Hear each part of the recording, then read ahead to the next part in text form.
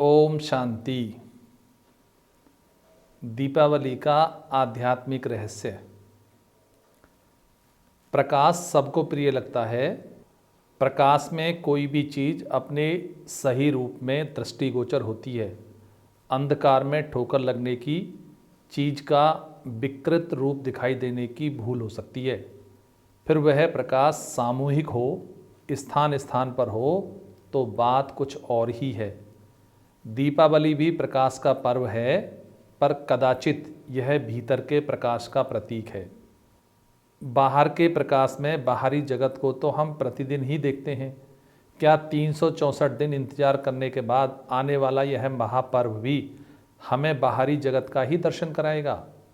क्या इसके आगोश में ऐसी कोई कीमती चीज़ नहीं है जो इसे अन्य दिनों से पृथकता प्रदान करे? है। इसके पास एक कल्याणकारी अलौकिक संदेश है। अपने भीतर के दीप को जलाओ। घर घर में हर एक का आत्म दीप जलाओ। इस आत्म ज्ञान की रोशनी में काम, क्रोध, लोभ, मोह, अहंकार और आलस्य की अमावस्या को जला दो। शुद्ध स्नेह, शांति, संतोष, आत्मिक भाव और नम्रता की पूर्णमासी अर्थात पूर्णता के युग का आवाहन करो। दीपावली आ रही है, यह अकेली नहीं आती, अपने साथ पर्वों का समूह लेकर आती है। दीपावली से पहले 2 पर्व और बाद में 2 पर्व, बीच में है दीपावली। आत्मदीप के पूर्ण रूपेण जगमग होने का प्रतीक। प्रथम 2 पर्व उस विधि का उल्लेख करते हैं जिससे आत्मदीप जग उठता है, और बाद के 2 पर्व उस सुखद परिणाम का वर्णन करते हैं जो आत्मदीप जग उठने के बाद सामने आता है। ईश्वरीय कर्तव्य की यादगार है दीपावली। जैसे किसी नाटक की सर्वप्रमुख घटना वह होती है जब उसका नायक उलझनों को सुलझन में, समस्या को समाधान में और कारणों को निवारण में बदल रहा होता है।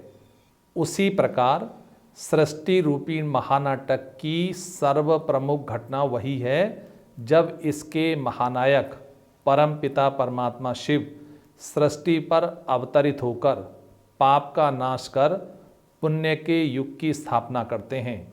इसलिए जितनी भी यादगारें, मंदिर, शास्त्र, त्योहार, व्रत आदि बने हैं वो भिन्न भिन्न रूप से इसी ईश्वरीय कर्तव्य का प्रदर्शन और वर्णन करते हैं।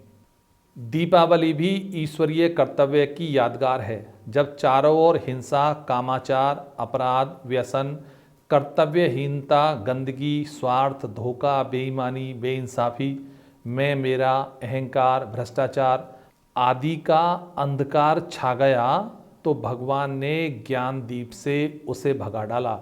इसलिए ईश्वरीय ज्ञान की महिमा के लिए निमित्त यह पर्व है। दीपावली से 2 दिन पूर्व धनतेरस नाम से त्यौहार मनाया जाता है। इसका संबंध अन्न और स्वास्थ्य से है। वैद धन्वंतरी का जन्मदिन इस दिन मनाया जाता है और नई खरीफ की फसल की खीलें तैयार कर नए बर्तन में डालकर भगवान को भोग लगाकर बाद में स्वयं उपयोग किया जाता है। स्वास्थ्य बहुत बड़ा धन है।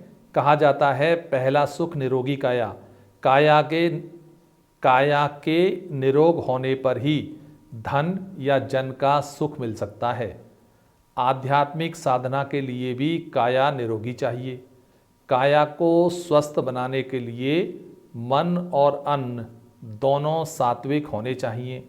हम केवल एक धनतेरस के दिन नए बर्तनों में नया अनाज भगवान को भोग लगाते हैं, लेकिन एक दीप नहीं जल सकेगा।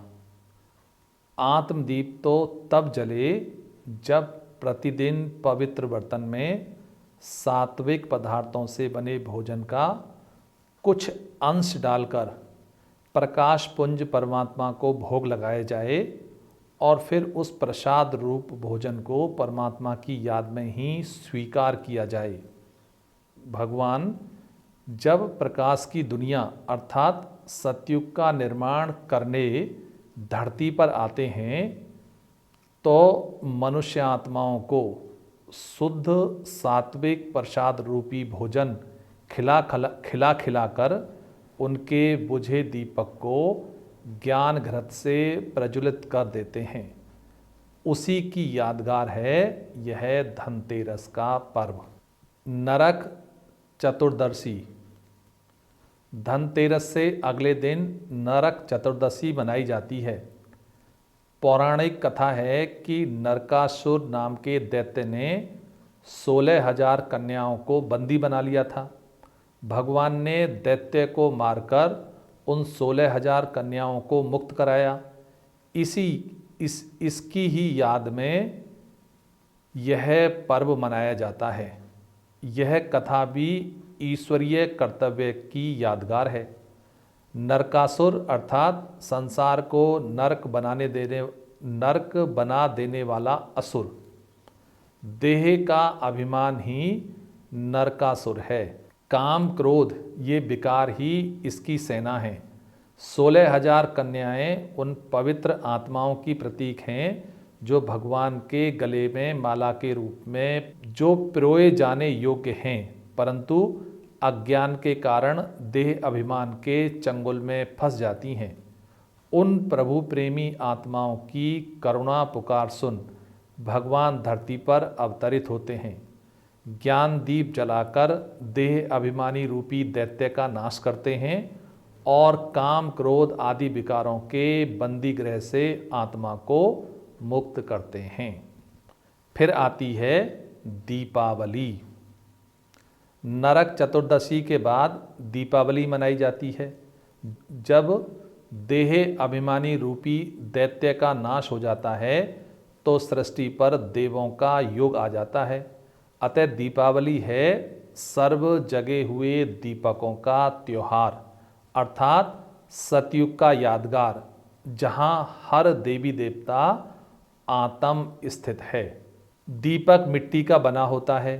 25 या 50 पैसे भर उसकी कीमत होती है, परंतु जब उसमें तेल और बाती डल जाती है और जब जल उठता है तो पूजनीय बन जाता है। उसको नमस्कार किया जाता है। उसकी रोशनी को सिर माथे से लगाया जाता है। उस प्रज्वलित दीपक पर धन तथा पदार्थ बारीक किए जाते हैं। उसे साक्षी मान प्रण किए जाते हैं, लेकिन तेल चुगते ही, बाती बुझते ही दीपक को कचरे में फेंक दिया जाता है। मानव शरीर भी मिट्टी के दीपक सदृश ही है।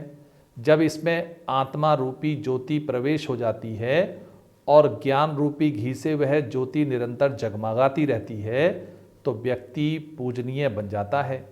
परंतु आत्मा के जाते ही शरीर की गति मिट्टी के दीपक समान ही हो जाती है। अतः दीपावली है आत्मा की ज्योति ज्ञान घृत से प्रकाशित कर जीवन को पूजनीय बनाने का यादगार पर्व। अमावस्या कलयुग का प्रतीक है। प्रकाशित रात्रि सतयुग का प्रतीक है। श्री लक्ष्मी जी का पूजन वास्तव में श्री लक्ष्मी समान श्रेष्ठ लक्षणों को धारण कर देव पद प्राप्त करने का ही यादगार है। पूजा के दीपकों में बड़ा दीपक दीपराज परमात्मा शिव की यादगार है, जिसकी ज्योति से अन्य आत्मा रूपी दीपक भी जगमग उठते हैं। नए वस्त्र नए सतयुगी संस्कारों को धारण करने के प्रतीक हैं। नए बही खाते कलयुगी कर्म बंधन और पाप खाते को खत्म कर सतयुगी सुख के संबंध में जाने का प्रतीक है। इस दिन किया जाने वाला दीपदान ज्ञान के द्वारा दूसरों को ईश्वरीय मार्ग दिखाने का प्रतीक है। चीनी के बने मीठे हाथी घोड़े सतयुगी समृद्धि और अखुट खजाने धन दौलत के प्रतीक हैं। आतिशबाजी पुरानी कलयुगी आसुरी प्रवृत्तियों के नाश के लिए चलने वाले घातक बमों का प्रतीक है। अंतर्मन की विकारों रूपी कालिमा, ईर्षा द्वेष रूपी मक्खी मच्छर, इच्छाओं तृष्णाओं रूपी जाले, हिंसा कपट रूपी कूड़ा करकट, समाप्त करके ही हम सतयुगी स्वच्छ दुनिया का राजभाग्य पा सकते हैं। इसलिए दीपावली पर घर का कोना कोना स्वच्छ किया जाता है। ऐसे स्वच्छ मन वाले लोगों के निवास पर ही पवित्रता की देवी श्री लक्ष्मी का शुभागमन होता है। अर्थात सृष्टि के स्वच्छ होने पर ही श्री लक्ष्मी श्री नारायण सिंहासन रूढ़ होते हैं। स्वास्तिक का चिन्ह सृष्टि ड्रामा के 5 युगों के ज्ञान का प्रतीक है। फिर आता है गोवर्धन पूजा। दीपावली के अगले दिन गोवर्धन पूजा होती है। गोवर्धन अर्थात गौओं का वर्धन। गौएं समृद्धि का प्रतीक है। गौओं से समृद्ध भारत के आदिकाल में घी दूध की नदियां बहती थीं। ऐसा भारत पुनः बनाने के लिए भगवान को चाहिए एक अंगुली का सहयोग। भगवान स्वयं भी गोवर्धन पर्वत उठाने रूपी सृष्टि परिवर्तन के महाकार्य को कर सकते हैं, पर अपने बच्चों का भाग्य बनाने के लिए उनकी उंगली अवश्य लगवाते हैं। उंगली के 3 पोर तन मन धन की शक्ति के प्रतीक हैं। जब हम सब मिलकर ईश्वरीय कार्य में तन मन धन से सहयोग देते हैं तो कलयुगी पहाड़ उठ जाता है और हरा भरा सतयुगी साम्राज्य स्थापित हो जाता है। फिर आती है भाई दूज। गोवर्धन पूजा से अगले दिन आती है यम द्वितीया यानी भाई दूज। यादगार में दिखाते हैं कि यम और यमुना दोनों भाई बहन थे। यम धर्मराज के पद पर सुशोभित हुए। बहन हर वर्ष उन्हें टीका लगाती थी, मुख मीठा कराती और उनकी दीर्घायु की कामना करती। इसके बदले यम ने वरदान दिया कि इस दिन जो भी बहन अपने भाई को टीका लगाएगी उसे यम का भय नहीं रहेगा। इस कथा के भी आध्यात्मिक अर्थ हैं। प्रथम तो यह है कि भगवान जब धरती पर आते हैं तो वो मनुष्य आत्माओं को सर्व संबंधों का सुख प्रदान करते हैं।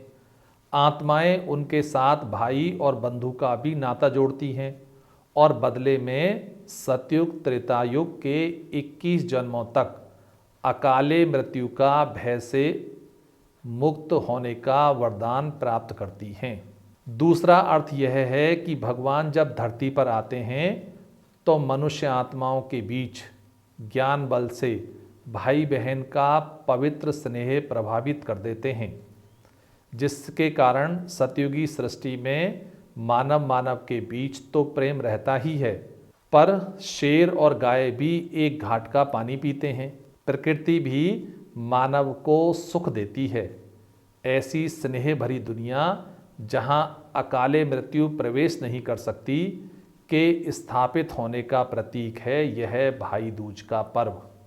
तो आइए हम प्रण करें कि इस पर्व समूह में जिस मानवीय, सामाजिक, आध्यात्मिक मूल्यों का संदेश समाया है उन्हें हम प्रतिदिन ही जीवन में धारण करेंगे और हर दिन को ही प्रकाश पर्व बना देंगे। ओम शांति।